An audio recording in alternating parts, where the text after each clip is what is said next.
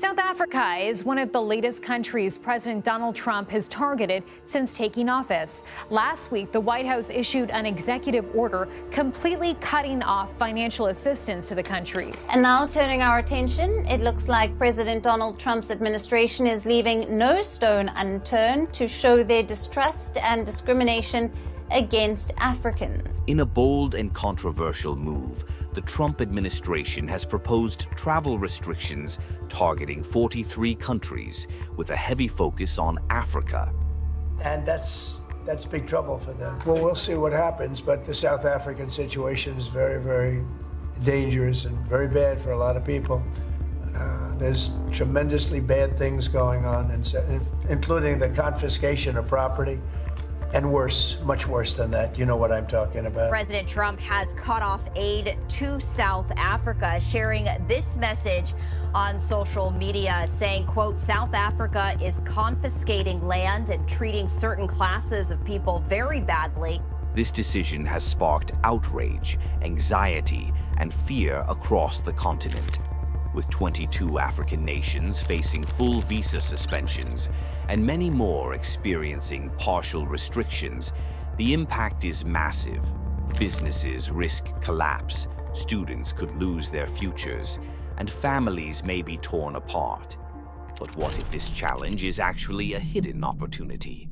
Could Trump's policies unintentionally force Africa toward economic independence, a stronger currency, and a more dominant position in global trade?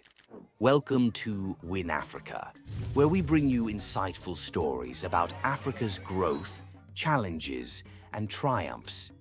Before we continue, if you're passionate about Africa's future and want to see a thriving, independent continent, hit that subscribe button and join us as we explore this game-changing topic.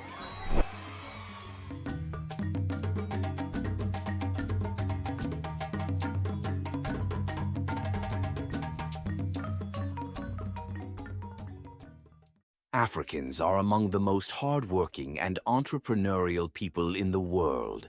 Thousands travel abroad each year for business, education, and better opportunities, hoping to bring back wealth and knowledge to their home countries. Many African entrepreneurs import goods from the United States, China, and Europe, fueling local economies. Students enroll in top universities abroad, gaining expertise to develop industries and institutions back home. So, what happens when a travel ban suddenly restricts their movement? With 22 African nations facing full visa suspensions and others encountering partial restrictions, many fear that businesses will collapse, educational dreams will be shattered, and families will be separated. At first glance, this looks like a crisis. But history has shown that when nations are forced to rely on themselves, they often emerge stronger. One African leader made a powerful statement that challenges us to rethink Africa's future. At the East Africa Region Global Health Security Summit, former Kenyan President Uhuru Kenyatta spoke about Africa's dependence on foreign aid and external support. His words were direct and powerful. I saw some people the other day crying, oh, I don't know, Trump has removed money. He said he's not giving us any more money. Watu wanalia. Why are you crying? It's not your government, it's not your country.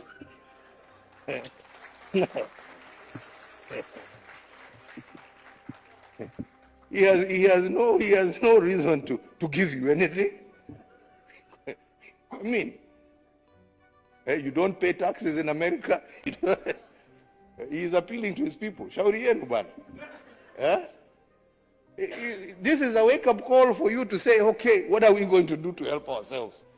Instead of crying, tujiulize, what are we going to do? Haya, ametoa hiyo pesa, sasa tutafanya namna gani jameni? What are we going to do? Yeah? To support ourselves. Because nobody is going to continue holding out a hand there to give you. It is time for us to use our resources for the right things. We are the ones who are using them for the wrong things. Yeah? And then Kenyatta dropped a truth bomb. We have actually lost more people to bullets fired by Africans on Africans than we actually lost to the coronavirus. And we have actually spent more buying those bullets to kill ourselves than we have actually spent on protecting our health and our societies. His message was clear. Africa does not need to beg for help. Africa needs to invest in itself. At first, the ban seems like an economic blockade, but look deeper and you'll see how this could actually increase Africa's revenue and weaken the economies that rely on Africa's large market. Each year, billions of dollars flow out of Africa as people travel abroad for business, education, and luxury goods. But with restrictions in place, more of that money will be spent within Africa, boosting local industries, hotels, universities, and businesses. With fewer dollars leaving the continent, African currencies could stabilize and strengthen. The reason is simple. When Africans stop exchanging their local currency for US dollars or euros to pay for foreign goods and services, demand for local currencies rises, making them stronger against foreign currencies.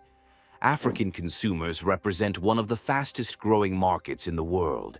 Nations that rely on exports to Africa, such as the US, UK, and France, could see declining revenue as Africans shift their focus toward regional trade and local production.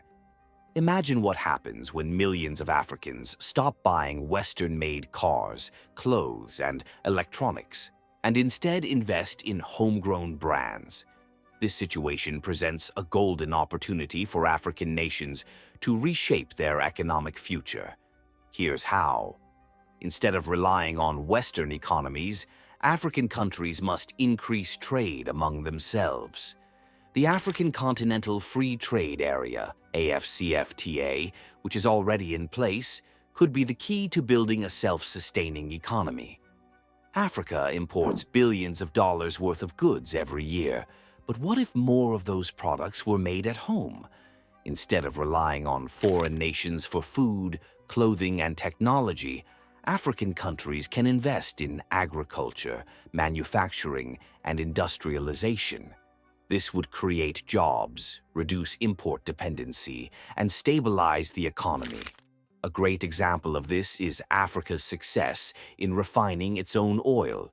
For years, many African nations exported crude oil only to buy it back as expensive refined petroleum. But now, with multi-billion-dollar investments in local refineries, like the Dangote refinery in Nigeria, Africa is proving that it can take control of its resources and add value to its own raw materials. If Africa can successfully refine its own oil, a process that requires massive investment, technology, and expertise, why can't the same be done in other industries?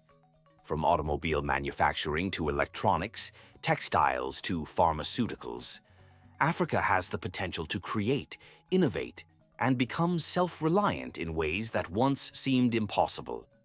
Africa is already a rising tech powerhouse. Nigeria, Kenya, and South Africa are leading in fintech and mobile technology. Imagine an Africa where homegrown startups compete globally with Silicon Valley.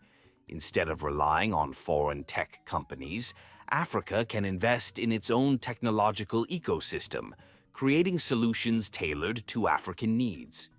During global crises like COVID-19, Africa was left waiting for vaccines from Western nations. But why should Africa wait? It's time to invest in local pharmaceutical industries, scientific research, and vaccine production. This will ensure that Africa is never left behind again. Instead of seeing this travel ban as a punishment, maybe we should see it as a reality check. For decades, Africa has depended on foreign aid and foreign markets. But those relationships often come with conditions that keep Africa economically dependent and politically controlled. This ban forces African nations to look inward, develop their resources, and build a future that is independent of Western influence. History is watching.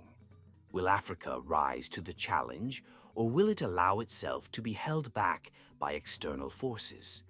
The answer lies in what we do next. The question now is, what will Africa do next? Will we complain and beg for policies to be reversed? Or will we take this as a challenge to build a self-sufficient, thriving Africa? The choice is ours. If you believe Africa must take its destiny into its own hands, subscribe to our channel and be part of this movement. Hit that like button if you support Africa's economic independence, and drop a comment below. Do you think Trump's ban is a blessing in disguise? What should African nations do to take advantage of this moment? Let's keep this conversation going. Thank you for watching WinAfrica. Until next time, stay empowered, stay informed, and stay proud of Africa. We are fighting our own people, hapa too. Yeah? Brother killing sister, sister killing brother. Over stupid things. Yeah? Let us work together to bring an end to all of that and to focus ourselves on those issues that really matter for our people. I thank you very much.